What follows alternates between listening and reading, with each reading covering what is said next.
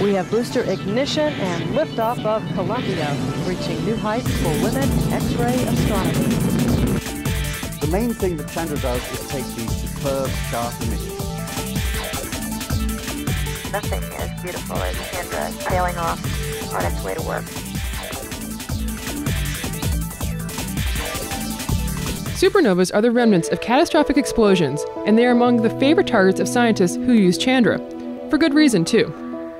Supernovas and their remnants have proven to be extremely important in understanding topics ranging from the birth of our solar system to the history and composition of the universe itself.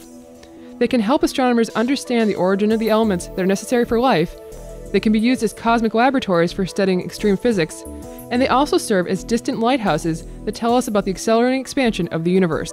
Dr. Patrick Slane of the Chandra X-ray Center explains why he's interested in studying supernovas. When I took my first astronomy class in college, the thing that fascinated me the most was how massive stars evolve. They're the ultimate picture of life in the fast lane. They burn bright, use up all their resources in a stellar blink of an eye, and end their lives in a massive collapse. But they do go out with a bang. They leave their mark too. They take simple hydrogen and helium, turn them into heavier, more complex elements, and distribute them out into space, where new stellar systems enriched with these elements can form. The oxygen we breathe, the calcium in our bones, the iron in our blood, were all provided in the demise of earlier massive stars. Who can resist a story like that? But how are supernovas created? Pat Slane explains what happens before the supernova during the typical lifetime of a star. All stars are actually destined for collapse. Stars form when gravity pulls large masses of gas together. The gravity pulls the gas inward toward the center and heats it up. This makes the gas radiate, which means it loses energy.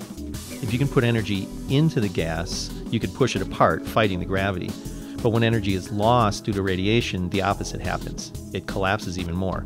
It's a vicious cycle that would cause the gas to compress itself indefinitely if it weren't for the fact that eventually the temperature becomes high enough to ignite nuclear fusion. This produces a high pressure inside the star that can hold off the gravitational collapse, at least temporarily. Let's hear what happens when that star's life comes to a close. When hydrogen runs out, this ignites a new fusion process, converting the helium into heavier elements. If the star is about 8 or more times as massive as the Sun, this process of fusion, fuel depletion, collapse, new fusion continues itself until the core is composed of vaporized iron at a temperature of several billions of degrees. But the process of iron fusion doesn't produce energy, it uses it. That means that from this point on, there's nothing to stop the crushing weight of the star. In less than a second, the entire core collapses, compressing the very center and triggering a massive explosion in which all but the very core of the star is blown out into space.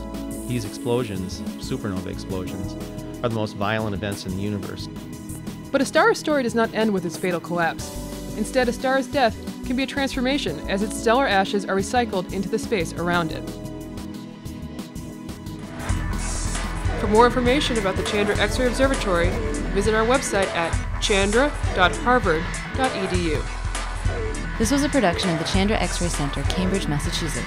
NASA's Marshall Space Flight Center manages the Chandra program. The Smithsonian Astrophysical Observatory controls science and flight operations from the Chandra X-ray Center.